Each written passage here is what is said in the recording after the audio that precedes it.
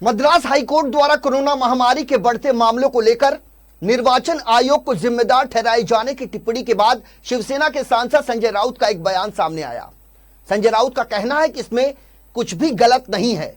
देश में जब कोरोना वायरस महामारी की चपेट में आने वाले लोगों की मौतें हो रही थी तो देश का निर्वाचन आयोग चुनाव करवा रहा था, और ऐसे में उनका कहना है कि सबसे बड़ी विडंबना तो इस बात की है कि अब केंद्र सरकार चुनाव आयोग को ही राज्यपाल बनाने की कवायद में जुटा हुआ है।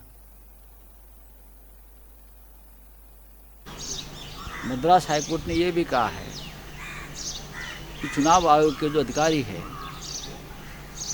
उनके ऊपर मनुष्यवध का अपराध दर्ज हो। लेकिन मुझे किसी ने कहा जो चुनाव आयुक्त रिटायर हो गए हैं उनको कहाँ राज्यपाल बना रहे हैं, जिसके कार्यकाल में ये चुनाव हुआ है, उनको कहीं राज्यपाल बनाकर भेजा है।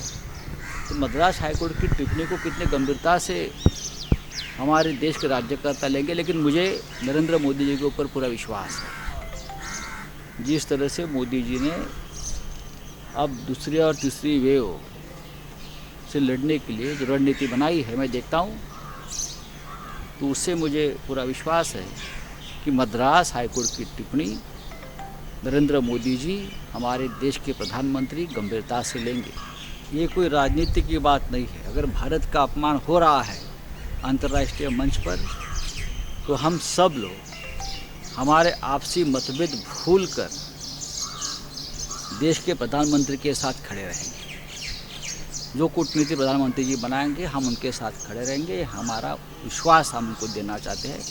किसी भी अंतर्राष्ट्रीय मंच पर किसी भी हमारे देश का नेता हो या देश की सरकार हो, उनका इस प्रकार से अपमान ठीक नहीं है। यहाँ के कोरोना की स्थिति के बारे में मैं देख रहा हूँ, विदेशी सोशल मीडिया हो, विदेशी जर्नलिस्ट हो, अखबार हो, मीडिया हो, बहुत ही जिस तरह से वो पिक्चर पेंट किया जाता है उससे हमारे देश की कारोबार पे, सामाजिक स्वास्थ्य पर बहुत बुरा असर हो रहा है।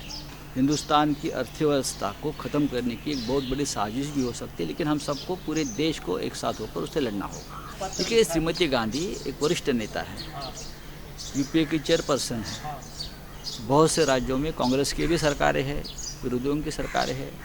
उनके पास ये जानकारी होगी तो इस तरह से पत्र लिखकर देश को जानकारी दी है। वो कह रहे हैं कि हमको इकट्ठा लड़ना है, हम इसमें सत्ता और विपक्ष ना करें इस विषय को। हमारे भी यही कहना है कि संकट की घड़ी में हम सब एक हैं, ना सत्ताधारी है ना विपक्ष है, देश के लिए लड़ना होगा।